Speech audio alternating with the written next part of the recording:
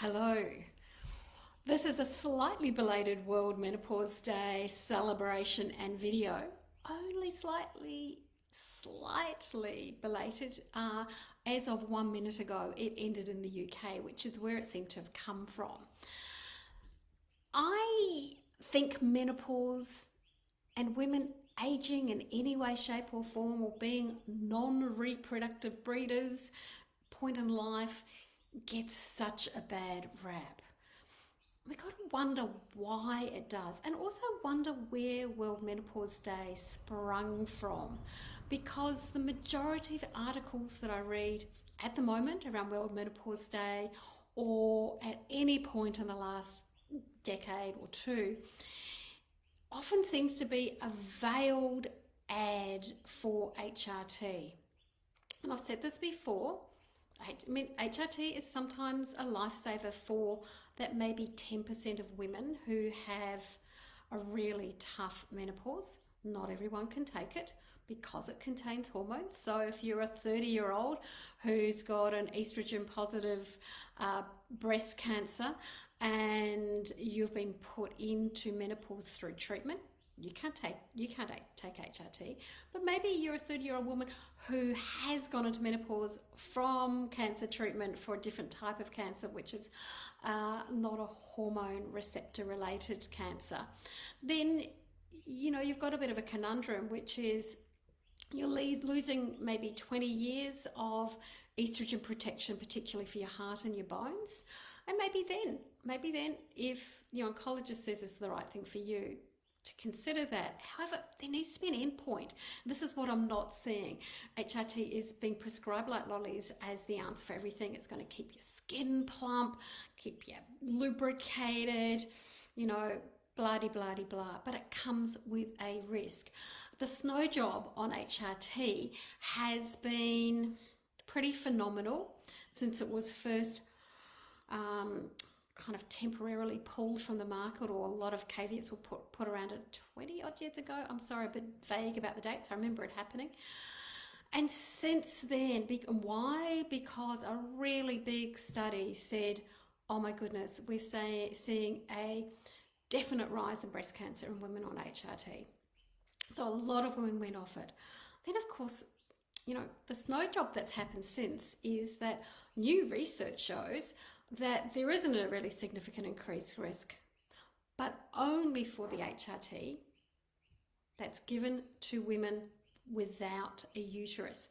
So if you're a woman who has a uterus, even if you're not bleeding anymore, and you're being prescribed HRT, it does carry that increased risk of breast cancer.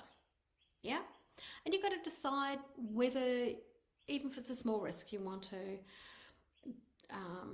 take that risk, or you want to try something else. So there are probably more women who have a non-horrendous menopause. Actually, there are more women who have a non-horrendous menopause, who aren't that 10% of extreme cases, than do. There's a lot of women, most of us are somewhere in the middle, where we might have some intrusive hot flushes, we may have some changes in energy, mood, joints, whatever, but it's all navigatable. What menopause can teach us is to listen to our body. So the biggest message I want to give about negative effects of menopause and how we live our life is that stress is an instant trigger for hot flushes. And that stress can just be a thought. It can be a thought of, oh, I'm going to be running late.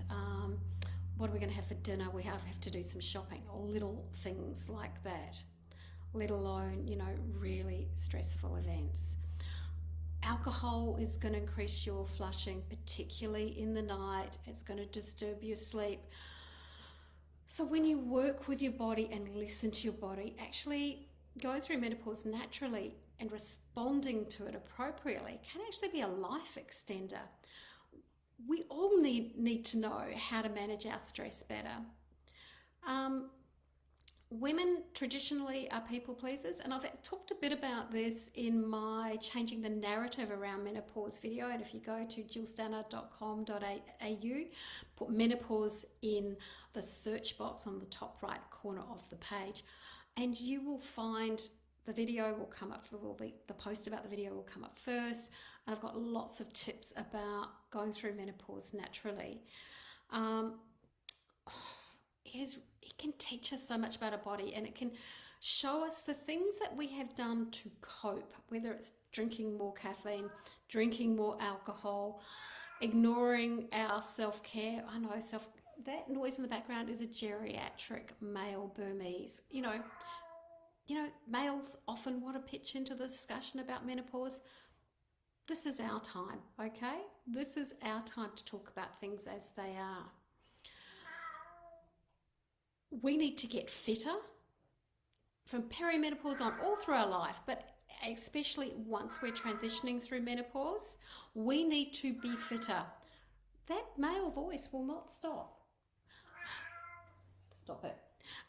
We need to be fitter. We need to be stronger. This is the time, if you don't do it already, to do strength work. This is the time to get a personal trainer who's used to working with women who may not have trained before, who may not have lifted weights, who understand our body. Maybe see a postmenopausal woman as your trainer to get through this time in life. So we need to get strong. We need to look after our heart. So, there's an equality of menopause. That equality is that we now have the same cardiac risks as a man our age. And with that risk comes, we need to take care of our blood pressure. We need to get our blood pressure checked semi-regularly, because we can go through life with even normal or low blood pressure, and after menopause develop high blood pressure. So we need to take care of ourselves. Exercise can help blood pressure. Not drinking alcohol can help blood pressure. Cutting down your salt can help your blood pressure. There are herbs that can help ease transitions if you are having a challenging time. I focus on nervous system herbs. There are other herbs that other menopause herbs like sage too, if your flushes are wet. Black cohosh has mixed reputation. I think it should be prescribed by an experienced herbalist. I usually add some liver herbs when I'm using black cohosh. I usually use small amounts of it. I try not to keep people on it for a long time. It's effective, but I find it much more effective when prescribed, as I said, with the liver herbs and nervous system herbs, and support on diet and lifestyle. So I think menopause is a time when you shouldn't go through this alone. Working with a naturopath herbalist like myself, who's really experienced in this area, and on my website jillstannard.com.au, under menopause, I've got my story. I had what's called an iatrogenic menopause. Iatrogenic is doctor-induced, so I had to have surgery for cancer, which put me into menopause. So I know about the tougher types of menopause. It's a really challenging way through drug or other surgical or other medical treatment to go straight into menopause. Look, I've survived this. I've learned things about myself, and I really want to celebrate coming out the other side and saying life doesn't end. It's actually beginning. It's the beginning of a new stage in your life. There is some wonderful things about no longer being driven by biology and reproduction. If you're somebody who has been trying to avoid pregnancies at various times in your life, you don't have to consider that anymore. If you had every period, you don't have to consider that anymore.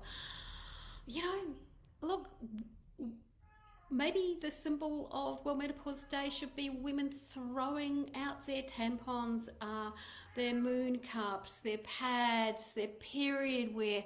You don't need that anymore when you're out the other side. So let's celebrate women around the world.